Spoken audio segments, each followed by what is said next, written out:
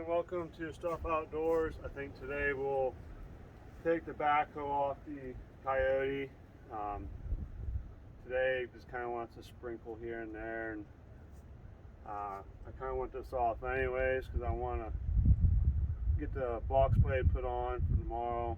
That's supposed to be like 65 and nice, so I might monkey with the dry weight a little bit tomorrow. So we'll show you how I take this off. And Alright, hold on. Before we get started, I guess I want to go over a couple of things.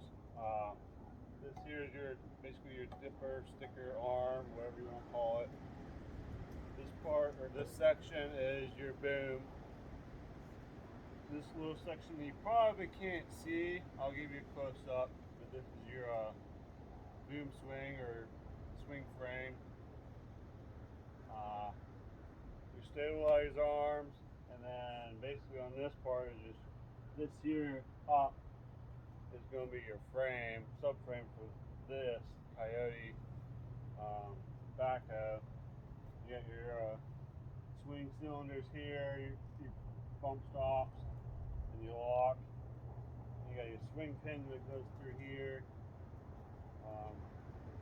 I understand you probably can't see all that. I'll try to give you a close up, and as I go, I'll try to show you that. But if I do forget, I'm sorry. But so now all we're going to do now is start taking it off. So let's start there. I want to go over this real quick. There's two pins on both sides and two clips, which looks like that. On both sides, I kind of want to go over this real quick because the noise of the wind and the noise of the tractor, I'm afraid you won't hear me, and I kind of want to eliminate the steps just so I can make this a little quicker on myself, but I'm just going to remove them. And I already did the other side. All you're going to do is pull it out, put the pin back in, and be done.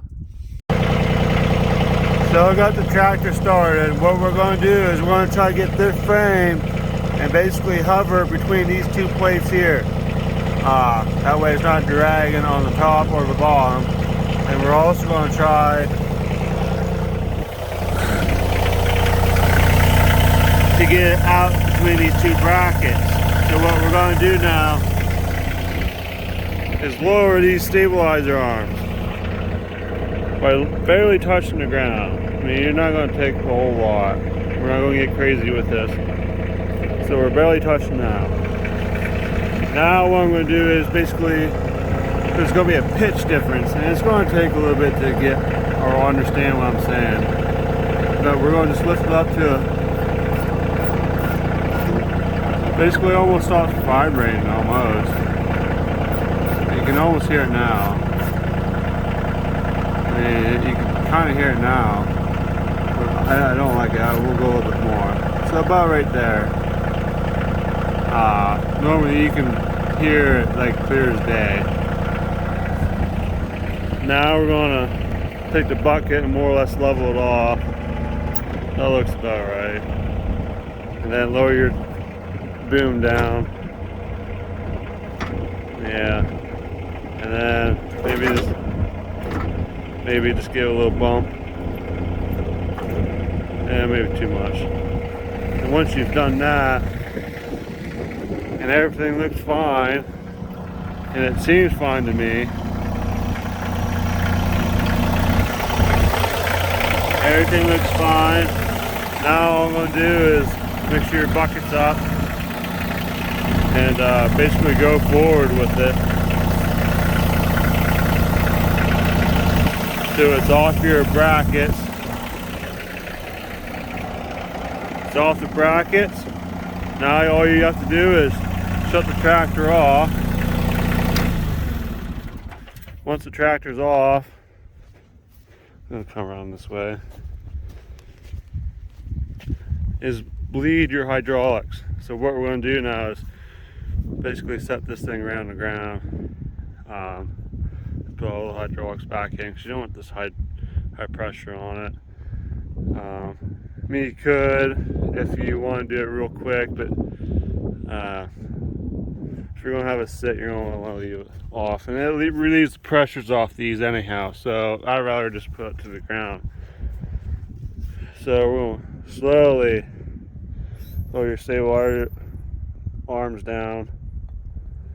Watch where your foot's at, because you don't want this on your foot. Do your boom,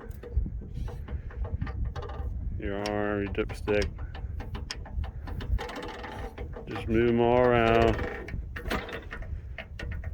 Just keep doing that for a little bit to make sure it's all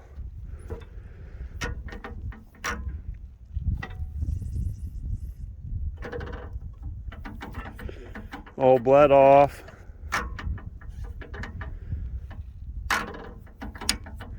Taking it off is the easy part. Putting it back on is a different story. After that, what we're gonna do is what I should have done, and I forgot, is make sure everything is free of the line. And then this comes the tricky part, because I'm gonna have to do this with one hand. Just take the lines off, drape them however way you can get the drape. Make sure you put them back on the ends here.